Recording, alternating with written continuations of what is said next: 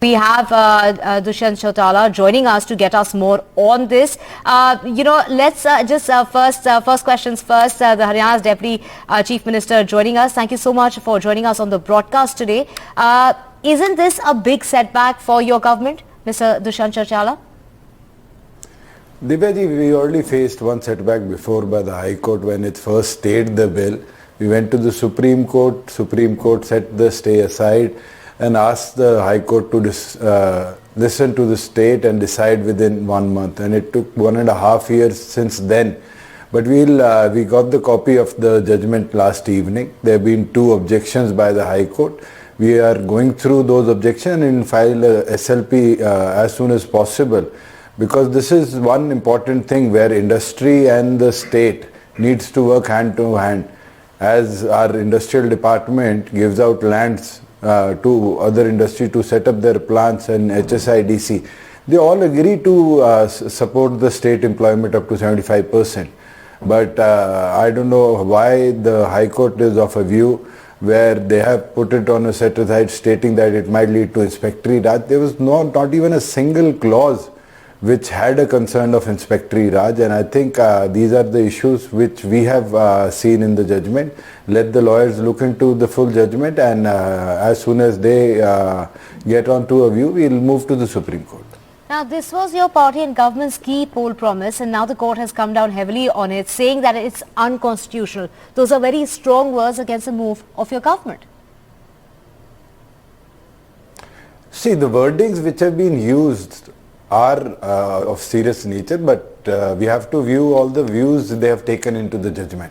It cannot be one word leading to the full judgment. I think they have mentioned Article 14 and Article 19. We never violated Article 14 and 19, and I think state is of a clear view that we need employment for our local candidates. It will help our industry also, because the housing problems, the problem for transportation of employees, all help when we have a local candidate working in the industry. Right. Now, several industry associations have spoken against it in the past as well, saying that, they've insisted that eligibility for such jobs should be based on merit and not where the person resides.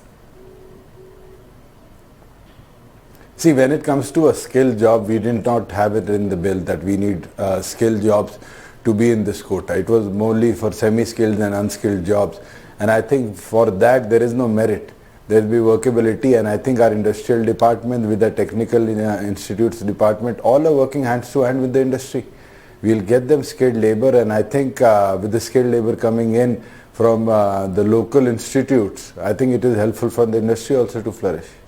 And how important was this quota to woo the youth of Haryana? Take us through the benefits besides prioritizing local candidates.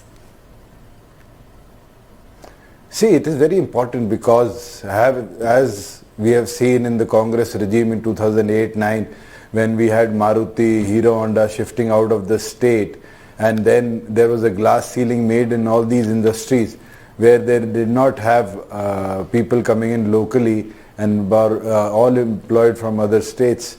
And we have seen a decline of local employment across the state in the recent years. And I think it is very important when we create jobs for our local youth, because for the industries, we are giving them multiple subsidies in terms of loan, in terms of stamp duty, in terms of power. And I think all that they have taken from the state. And after GST coming in, I think the consumption is all based locally when their tax collections are also there.